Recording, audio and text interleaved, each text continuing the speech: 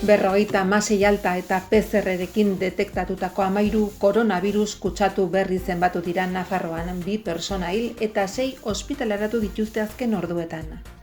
Nafarroko gobernuak argitu du toki publiko edo pribatuetan gehienez 10 pertsona biltzea baimenduta dagoela, beti ere higiene eta segurtasun neurriak errespetatuz. Edozein ordutan mugitzeko baimena ematen da, baina soilik foru lurraldean. Nafarroko gobernuak komunikabideen presentziarekin informazio ekitaldiak egiten hasi da berriz. Nafarroko gobernuko langileak pixkanaka eta arian itzuliko dira aurrez aurreko lanera, langileen osasuna eta segurtasuna bermatuz. Atzotik zabalik daude Nafarroko 10 ibilgailuen azterketa tekniko estazioak. Aldez aurretik hitzordu eskatuta emango zaie arreta erabiltzailei eta komunida, martxoren 14 baino lehen azterketa iraungita duten ibilgailuei lehentasun ematea. Nafarroak 20 milioi euro inbertituko ditu bigarren banda zabalaren planean, urte honen amaieran iritsiko da Zuntza Orreagara. Astelehenetik Iruñako eremu urdina martxan dago, parkimetroak egunero desinfektatuko dituzten. Turismok dozena bat ikastaro eskaini ditu koronavirusak utzitako eskenatoki berriari ekiteko. Saioak asteazken honetan hasiko dira eta izen emateko aukera zabalik da.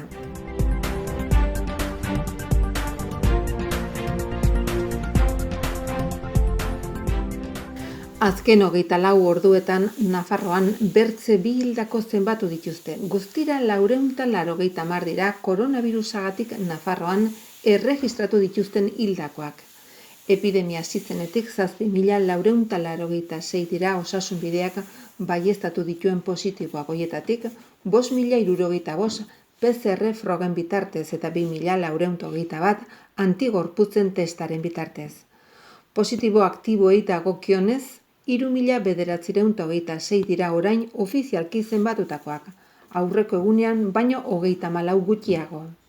Eritasunak gainditu dutenei dagokionez, 3.060 hartu dute alta epidemiologikoa, horietatik 56ak azkeneko ordutan.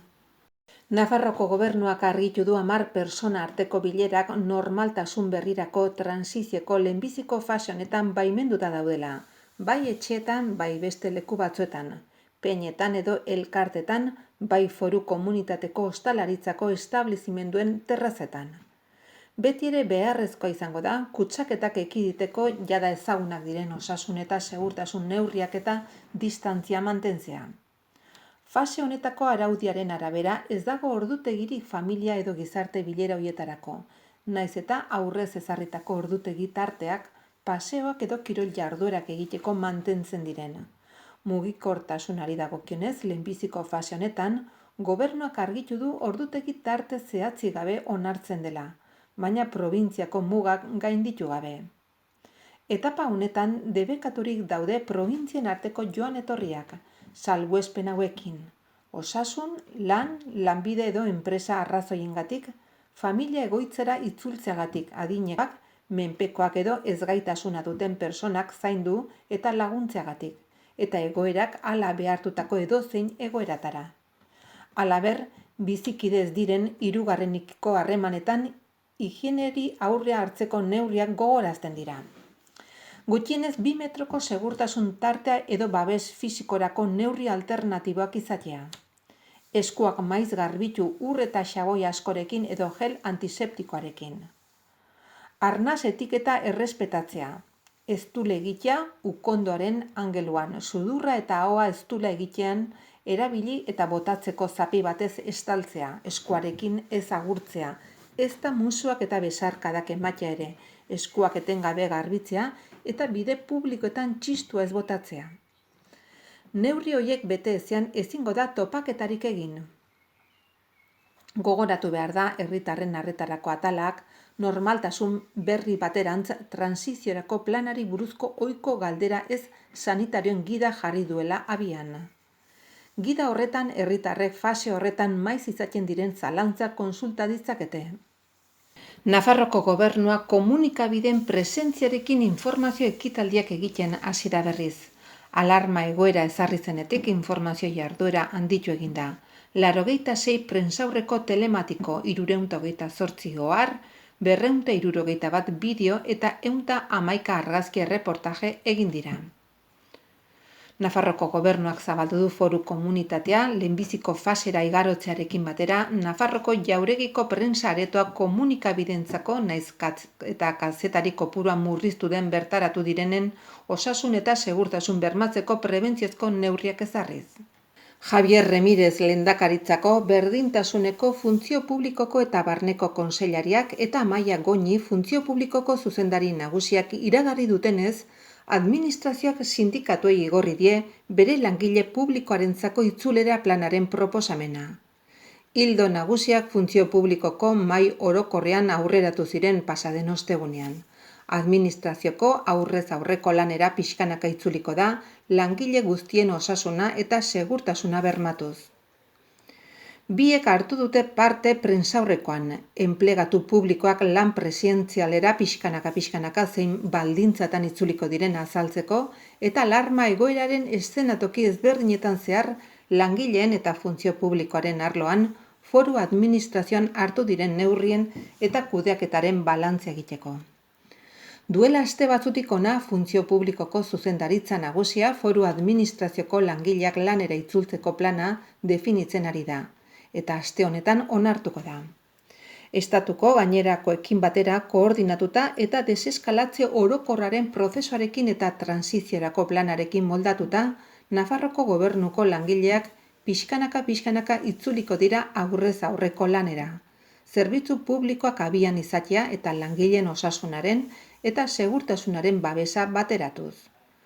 Planean presentziala ez den lana lehenestea da, aurrez aurre hasteko faseak ezartzearekin batera, baina lan zentroetara itzultzeko ezinbesteko babes materiala eta postu bakoitzean beharrezko antolakuntzan neurriak bermatuta izan beharko dira. Hauek dira planaren lerro nagusiak. Telelana, langileen lan ez presentziala lehenetsiko da eta tarteka lan presentzialarekin bateragarri egin ahal izango da, pixkanaka itzultzea bermatzeko segurtasuna bermatuz. Talde aulak ezingo dira lanean hasi bigarren fasera bitarte funtsezko zerbitzu publikoetako langileak zerbitzuak presentzialki jada ematen ari direnak kenduta.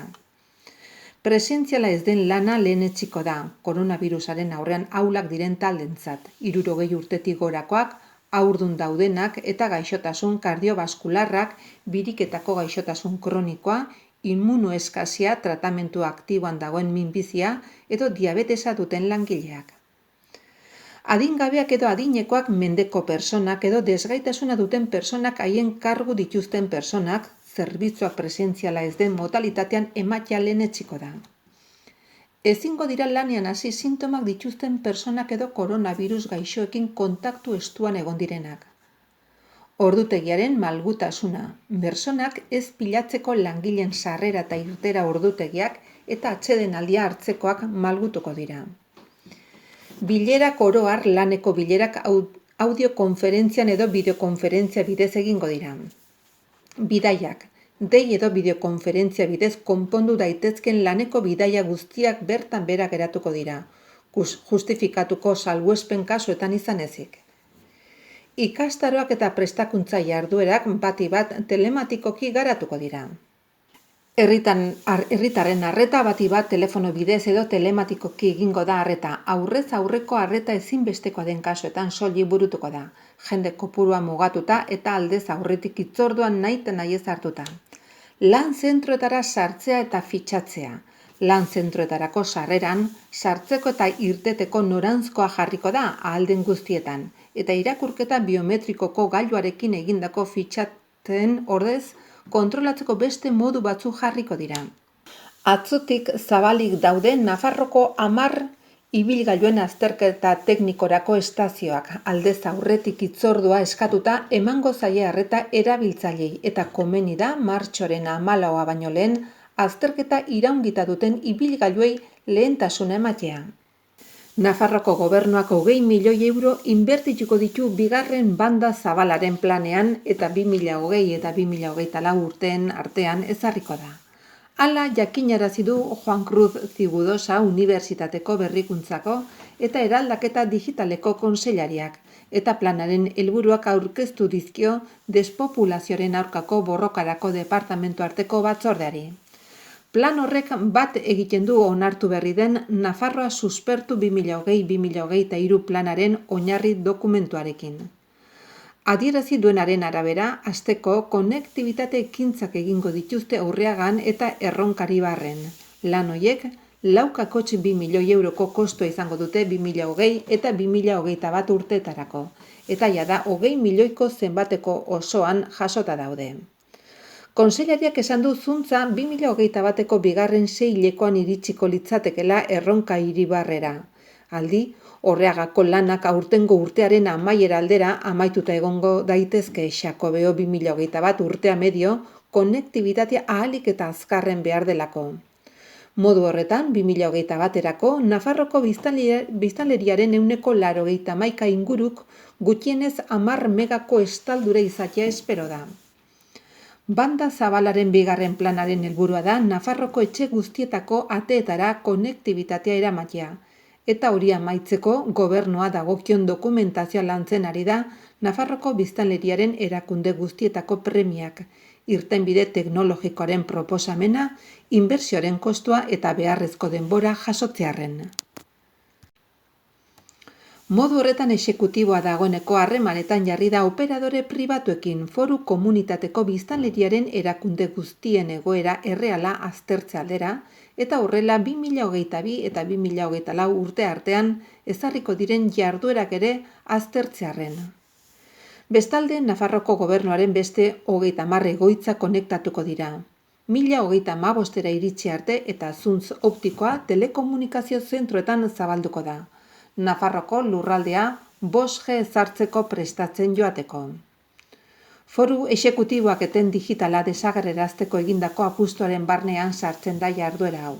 Nafarroko herritar guztiek internetera sartzeko aukera berdintasuna izan dezaten, haien bizitokia kontuan izan gabe, eta horrela, Nafarroko herriak despopulatzearen aurka borrokatuz. Zigudosa kontseilariak adierazitakoen arabera azpiegitura digitalen sarea koronabirusa bezalako egoeren aurrean daukagun ezkutu onenetarikoa da. Gobernuak modu horretan indartu du eraldaketa digitalaren prozesuan atzean inorrez uzteko konpromisoa. Telelana, ekonomi digitala edo 5G sareen bitarteko konektibitatea ahalbideratuz, besteak beste. Horretarako lankidetza publiko-pribatua beharrezkoa izango da, sektore pribatuarekiko elkartegiteak sustatzeko, berrikuntzak ezartzeko, lehiakortasuna gehitzeko eta bar. Gogoratu behar da Nafarroko gobernuak despopulatzea jorratzearen aldeko apustu egin duela egungo eta etorkizuneko Nafarroarentzako erronka eta aukera bezala. Astelehenetik Iruñako aparkaleku mugatu eta murriztua edo eremu urdina martxan jarrita dago.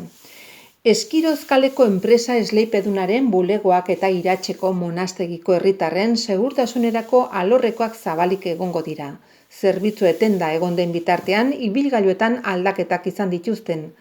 Txartel berriak eskatu nahi dituzten edo beste premia batzuk dituzten bizilagunei arreta emateko. Enpresako ordaintzeko makina guztiak desinfektatuko ditu eta egunero egiten segituko du. Hala eta guztiz ere kontaktuak murrizteko Telpark aplikazioa erabiltzea gomendatzen da. Gainera, bai enpresa esleipedunaren instalazioak, bai herritarren segurtasunerako alorrekoak, segurtasuneko gizarte distantzia bermatzeko prebentzio neurriekin egokitu dituzte, eta gehienezko edukiera murriztu dute. Lehenbiziko 3 egunetan zerbitzua martxan jarriko dute eta ibilgailuak leku mugatuetan aparkatuta dituzten bizilagunek behar bezala aparkatzeko aukera emango diete salaketarik saihesteko. Turismok dozena bat ikastaro eskainiko ditu koronabirusak utzitako eszenatoki berriari ekiteko. Saioak asteazken honetan hasiko dira eta izena emateko aukera zabali da. Koronabirusaren aurkako 2020-2022 ekintza planean eta epe laburrera hartutako neurrien artean, Nafarroko gobernuko turismo, merkataritza eta konsumoko zuzendaritza orokorrak 12 formazio saio antolatu ditu, zeinak webgune bidez emango diren ahalik eta profesional gehien biltzeko asmoz. Ekintza hau Nafarroa suspertu 2020-2022 planaren baitan antolatu da.